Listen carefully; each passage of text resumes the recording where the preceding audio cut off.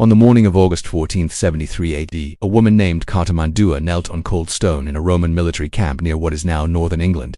She was 51 years old. Until 3 weeks earlier, she had been queen of the Brigantes, ruler of the largest Celtic kingdom in Britannia, a woman who had negotiated treaties with emperors and commanded armies that held the line against Roman expansion for nearly 2 decades. Now iron circled her throat. The collar was ancient, passed from neck to neck for generations, and she could taste the rust when she swallowed, could feel the grooves worn smooth by the struggles of those who wore it before her. They had shaved her head down to stubble because long hair on a captive queen was considered dangerous, something she might use to end herself before Rome could display her properly. And that was the thing that made her hands shake as guards approached her cell at dawn. It wasn't fear of death. Death would have been a mercy. What terrified Cartamandua was the knowledge that she would not be permitted to die. Not for 8 months. Not until she had served her purpose. The Roman triumph was the greatest spectacle the ancient world had ever created. A single day when a victorious general entered Rome dressed as Jupiter himself. His face painted red like the god statue, leading a procession of captives and treasure through streets packed with cheering citizens. To walk in a triumph was to achieve immortality. To be walked in a triumph was to experience something worse than execution, because the triumph itself, that single day of public humiliation, was merely the finale. What happened during the months between capture and display, that was where the real horror occurred. The poets who celebrated these spectacles in verse somehow forgot to mention what happened in the camps and prison ships where captured royalty spent those months. The historians who praised Roman military genius preferred not to document the specific procedures used to transform proud monarchs into broken prisoners suitable for parading through the forum. Tonight you're going to learn what they left out. A man approached Cartamandua's cell. His name was Quintus Petilius Cerius, the general who had finally conquered the Brigantes after 2 decades of failed attempts. He was 43 years old, with a particular expression of bored cruelty that career officers develop after too many campaigns. He didn't introduce himself. He didn't need to. "You killed my cousin at the Battle of Stanwick," he said through the iron bars. His voice was conversational, almost pleasant. "You personally shot the arrow that went through his throat. I watched him drown in his own blood while your warriors celebrated. That matters to Rome. What matters more is that in 8 months you will walk in chains through the streets of the capital. You will be displayed as proof that even queens who resist the legions are eventually brought to heel. And what matters most is what happens to you between now and then. 8 months. The words settled into Cartamandua's chest like stones. 8 months of being whatever Rome decided she should be. She had heard stories about royal captives who had made this journey before her, stories that other Celtic queens whispered when they thought no one was listening. Stories about the hospitality that Roman officers provided to their most valuable prisoners during the long march to the capital. She had never believed them, had thought them exaggerations designed to frighten. Now, watching Cerius smile at her through the bars, she understood that the stories had been sanitized, that the truth was something the tellers couldn't bear to speak aloud. If you want to understand what the Roman Empire really was, if you want to see past the marble statues and the Latin poetry, to the machinery of conquest that built the greatest power the world had ever known, then subscribe to this channel, because we're going down into the darkness that the textbooks won't touch. We're examining the systematic methods Rome used to break the spirits of those who dared to resist. And I promise you, what you're about to learn will change how you see every triumph arch, every victory column, every piece of Roman glory that still stands today. The cell door opened. Cartamandua was dragged to her feet by a guard whose grip left bruises that would last for weeks. She was led through morning light that hurt her eyes after days of darkness, past rows of other prisoners awaiting transport, past wagons loaded with the wealth stripped from her kingdom. In one of those wagons, she saw her crown, the gold circlet she had worn when she signed treaties with Emperor Claudius himself. It sat in a pile of looted treasure like discarded rubbish. She didn't cry. Tears were a luxury she could no longer afford, but she memorized everything. The faces of the guards, the layout of the camp, the position of the weapons, because information was the only weapon she had left, and she intended to use it, even if she had no idea how. They brought her to a tent larger than any structure in her former capital. Inside, 20 Roman officers sat around tables laden with food and wine. They fell silent when she entered. Their eyes moved over her body with an assessment she would come to know intimately over the coming months. Not lust exactly.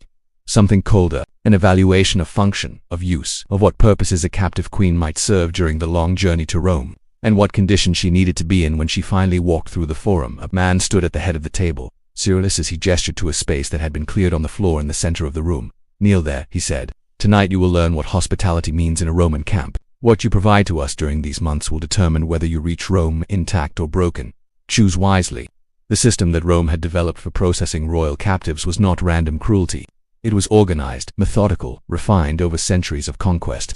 Specific officials were responsible for different aspects of captive management. Specific protocols governed who had access to which prisoners and when. There was a man named Gaius Varro who specialized in preparing valuable captives for triumph.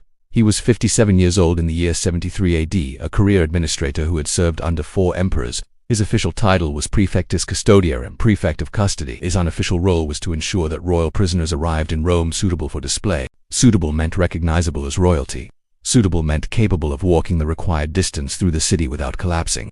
Suitable meant broken enough to obey commands without resisting, but not so destroyed that they failed to demonstrate Roman dominance. Achieving this balance required expertise that Varro had spent 3 decades developing. He met Cartimandua for the first time on September 2, 73 AD, in a prison ship anchored off the coast of Gaul. She had been traveling with Cerialis' command for 3 weeks by then. 3 weeks of learning what the officers meant by hospitality. 3 weeks of understanding why some captives chose to starve themselves rather than endure the journey to Rome. Varro entered her cell without announcement. He was thin, grey-haired, with hands that looked delicate until you noticed the scars. He studied her in silence for a long moment before speaking. "You are not eating," he said. His Latin was precise, aristocratic.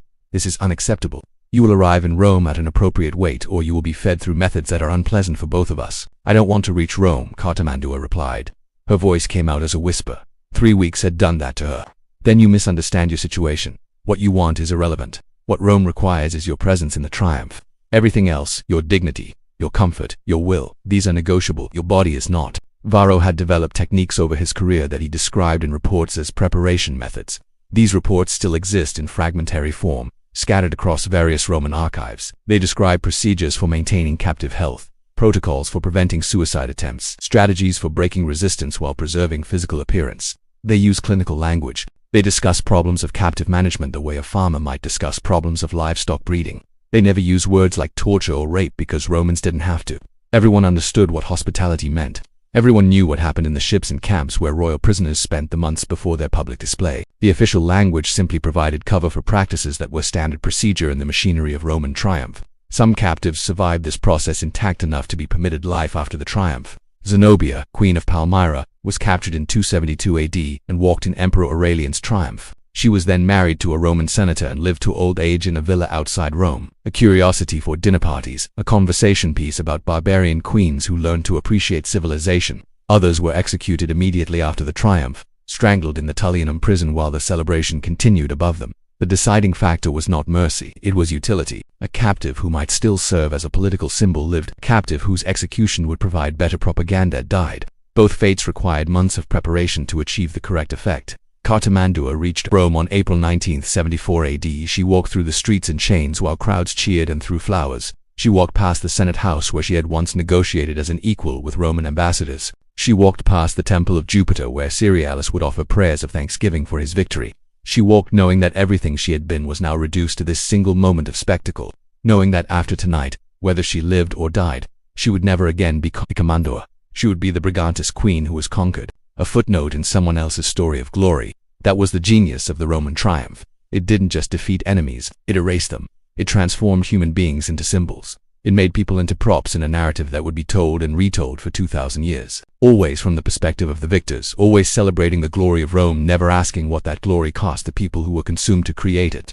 This is what happened to queens who defied Rome. This is what Cleopatra understood when she chose the asp over Octavian's triumph.